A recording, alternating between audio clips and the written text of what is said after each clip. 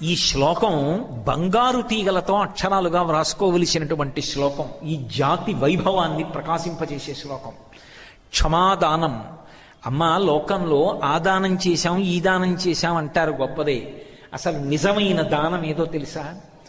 గొప్ప దానాలు చేసిన వ్యక్తిగా కీర్తింపబడేవాడెవడో తెలుసా? మహాదాత అని కీర్తింపబలిచిన వాడు ఓర్పు కలిగినవాడు. తాను కోపాన్ని పొందడానికి కావలసిన శక్తి ఉన్నవాడయ్యుండి అవతల వారిని ఇబ్బంది తన శాపము చేత పెట్టగలిగిన వాడయ్యుండి కూడా అలా చెయ్యకుండా నిగ్రహించుకుని ఓర్పుతో పావు కుబుసాన్ని విడిచిపెట్టినట్టు కోపాన్ని విడిచిపెట్టి నిలబడిన వాడున్నాడే, వాడమ్మా దాత. వాడు చేసిన దానం ఎవరూ చెయ్యరు. ఎందుకని మీరు ఆలోచించండి. వాయువుని వీళ్ళు కానీ శపించారనుకోండి, నువ్వు అంతటా వ్యాపించావని కదా నీకు ఈ గర్వం, అందుకు కదా మాతో ఇలా మాట్లాడి ప్రవర్తించావు, నీకు వ్యాపకత్వము లేకుండుగాక అని ఒక మాట అన్నారనుకోండి. ఆ వాయువు చిత్రం ఏమిటంటే, అశరీర శరీరేషు వాయు చలతి పాలయన్ అంటారు రామాయణ ఉత్తరకాండలో. వాయువు శరీరంతో ఉండడం, కానీ అన్ని శరీరములలోకి వాయువు వెళ్ళి పరిపాలన చేస్తాడు. వాయువు లోపల ఉన్నాడనుకోండి, వాయువు లోపలికి వెళ్ళి బయటికి వస్తుంటే ఉన్నాడు ఉన్నాడు ఉన్నాడంటారు. యావత్ పవనో నివసతి దేహే తావత్ పృచ్చతి కుశలంగేహే గతవతి వాయో దేహాపాయే భార్యా బిభ్యతి తస్మిన్ కాయే అంటారు శంకర భగవత్పాదులు. ఊపిరి లోపలికెళ్ళి బయటికి వచ్చినంత కాలం అయ్యా బాగున్నారా బాగున్నారా బాగున్నారా అంటారు. లోపలికెళ్ళి బయటికి రాకపోయినా, బయటికి వచ్చింది లోపలికి వెళ్ళకపోయినా లేడు వెళ్ళిపోయాడంటారు. శివం అనడానికి ఆధారము వాయువే. ఆ వాయువు లోపల తిరుగుతోంది కాబట్టి చేతులు కాళ్ళు కదులుతాయి. కదులుతున్నాయి కాబట్టి ఆచమనం చేస్తున్నాం, సమయానికి సంధ్యావందనం చేస్తున్నాం. యజ్ఞం చేస్తారు, యాగం చేస్తారు, దేవతలకు హవిస్సులు ఇస్తారు, ధర్మచక్రం నడుస్తోంది, వర్షాలు పడుతున్నాయి. వాయువు అంతటా వ్యాపించి తిరగలేదనుకోండి, కాష్టభూతాని జజ్ఞిరే, సర్వభూతములు కర్రల్లా అయిపోయాయి అనుకోండి. అయిపోతే మంగళప్రదత్వం ఎక్కడుంది? ఇక ఆచమనం ఎలా చేస్తారు, సంధ్యావందనం ఎలా చేస్తారు, అర్ఘ్యం ఎలా ఇస్తారు, యజ్ఞం ఎలా చేస్తారు, యాగం ఎలా చేస్తారు, మాట ఎలా మాట్లాడతారు? ఏముండవు. అందుకే వాళ్ళు మా కోపంతో వాయువుని శపించడం తేలిక, మాకు తపశ్శక్తి ఉంది, కానీ మేము వాయువుకి ఇచ్చిన శాపం వాయువుతో పోదు. మేము వాయువుని ఏమన్నది లోకం బాధ కారణమవుతుంది. అందుకే మేము వాయువు జోలికి వెళ్ళాం. నిగ్రహించుకున్నారు. క్షమ, ఓర్పు పట్టారు. ఇది కదు హనుమ చెప్పారు. ఎవడు ధన్యాస్తే పురుష శ్రేష్టా ఏ బుద్ధ్యా కోపబుద్ధితం నిరుంధంతి మహాత్మానో దిత్తమగ్ని వివంభస. ఎవడికి కోపం వస్తుందో వాడు కోపాన్ని క్షమ, ఓర్పు చేత తట్టుకున్నాడో వాడు ధన్యాత్ముడు. వాడు లోకం కీర్తిస్తుంది వాణ్ణి. వాళ్ళు చిన్నపిల్లలు, కానీ ఎంత పరిణతి వయసుని బట్టి రాదు, నీవు ఎంత పాటించగలవన్న దాన్ని బట్టి వస్తుంది. వాళ్ళు ఎంత ధర్మాన్ని పట్టుకున్నారంటే, వాయువు జోలికెడితే లోకాలు పాడవుతాయి, ఊరుకున్నారు, వదిలిపెట్టేశారు. తాము కష్టపడుతున్నారు, బాధపడుతున్నారు. అందుకన్నాడు తండ్రి క్షమాదానం.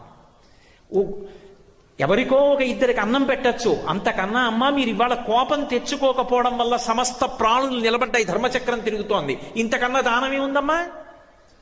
అందుకని క్షమాదానం, ఓర్పు కన్నా దానం లోకంలో ఇంకోట్లేదు. క్షమాదానం, క్షమాయజ్ఞం, ఓర్పుయే యజ్ఞము. లోపల అగ్నిహోత్రం రగిలిపోవలసిన స్థితిలో కూడా చిరునవ్వుతో ఏమీ అనకుండా నిగ్రహించుకొని తన కర్తవ్యం తాను చేసుకుంటూ వెళ్ళిపోతూ ప్రతిస్పందన లేకుండా ఈశ్వరుణ్ణి నమ్ముకుని బ్రతకగలిగినటువంటి స్థైర్యం అంత తేలిగ్గా వచ్చేది కాదు. అది యజ్ఞం. యజ్ఞమునకు కూర్చున్నవాడు ఎంత వైదికంగా, ఎంత పవిత్రంగా, ఎంత దీక్షితుడై ఉంటాడో, కోపం రాకుండా పరిశీలనం చేసుకోవలసిన వాడు కూడా అంతగా ఎప్పటికప్పుడు తనని పరిశీలనం చేసుకుంటాడు.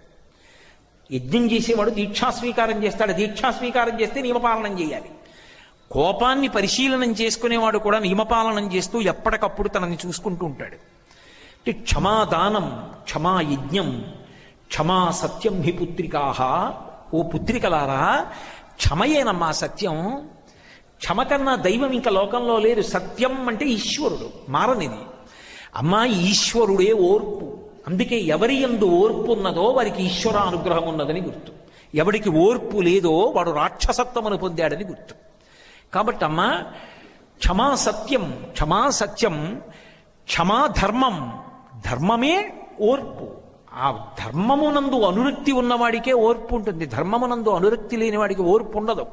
కాబట్టి క్షమాధర్మ, ఆ క్షమ, ఆ ఓర్పు ఏది ఉన్నదో అది క్షమా యశ, సమస్తమైన కీర్తికి కారణము అది. ఎంత ఓర్పండి మహానుభావుడికి అంటారు, ఎంత ఓర్పండి భూదేవికి, ఏమి ఓర్పండి నా తల్లి సీతమ్మది, ఏమి ఓర్పండి రామచంద్ర ప్రభువుది. రామాయణంలో ఈ ఓర్పు ఉన్నవాళ్ళెవరో వాళ్ళకి పట్టాభిషేకం జరుగుతుంటుంది, అంత గొప్పగా మాట్లాడతారు. అందుకే వాల్మీకి మహర్షి హనుమతో చెప్పించినప్పుడు, అంటే హనుమ చెప్పినది వాల్మీకి రచించినప్పుడు రాముడి గొప్పతనం చెప్తూ ఒక మాట అంటారు, తేజసాదిత్య సంకాశ క్షమయా పృథివీ సమః బృహస్పతి సమో బుద్ధ్యో యశసా వసవో సమః. రాముడి గొప్పతనం ఏమిటంటే భూమికి ఎంత ఓర్పో రాముడికి అంత ఓర్పు.